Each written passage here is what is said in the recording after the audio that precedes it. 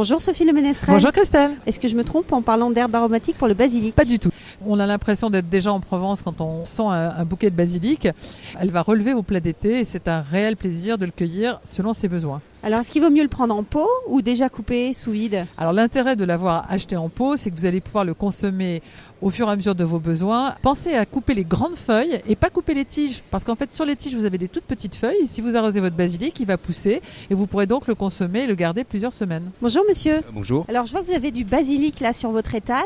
Oui. D'où vient-il? C'est un basilic bio qui vient de Belgique, qui est poussé sous serre. Il y a plusieurs variétés de basilic. Vous avez les petites feuilles, les grosses feuilles. Ok. En général, les petites feuilles, ils ont plus de saveur que les grosses feuilles. Ok.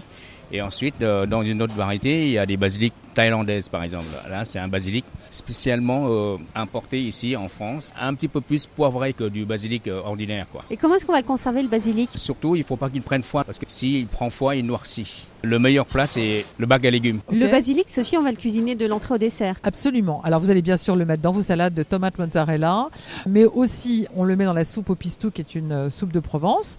Ensuite en pesto en Italie. Alors Avec ça, des pâtes. Exactement, avec des pâtes. Donc ça c'est du basilic, du parmesan, des pignons, un peu d'ail, de l'huile d'olive, le tout écrasé au mortier. Et petite astuce, vous mélangerez avec votre pesto une petite cuillère à soupe de l'eau de cuisson de vos pâtes parce que ça apportera du liant à votre sauce avant ensuite de mettre votre pesto sur vos pâtes. Et puis sinon, vous avez le pistou qui est une recette proche du pesto italien mais qui se prépare sans les pignons pour accompagner les soupes d'été de légumes et de haricots blancs, les pâtes, les beignets de courgettes ou d'aubergines, on sent bien l'été. Et en version dessert, est-ce qu'on peut le joindre par exemple à des fruits? Oui, vous pourriez le marier éventuellement à des fraises ou des framboises, c'est très intéressant, avec éventuellement même un petit peu de poivre. Ça va relever vos desserts et vous donnerait quelque chose de très différent de ce que vous avez l'habitude de consommer avec de la crème chantilly à la vanille. Et voilà de nouvelles façons de consommer le basilic. On retrouve tout cela sur votre site sophieterroirdechef.com. Merci beaucoup et à très bientôt. À la semaine prochaine Christelle.